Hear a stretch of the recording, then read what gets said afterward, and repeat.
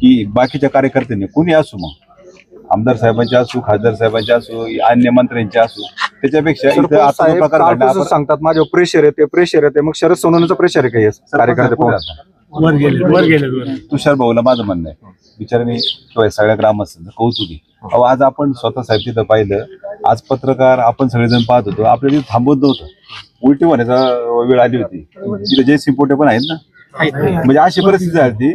तर मला एक सांगा, याच्यात काय कुठला विषय नाही, तुषार भाऊच्या मागं तालुका आहे, काय काळजी करू नका.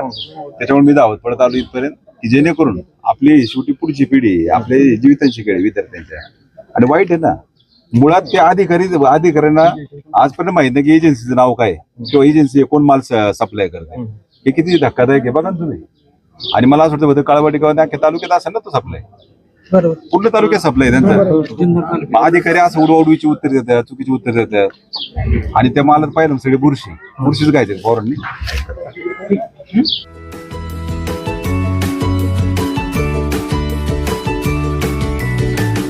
बातम्या शेतीच्या, बातम्या मातीच्या, बातम्या अन्यायाच्या, गुन्हेगारीच्या,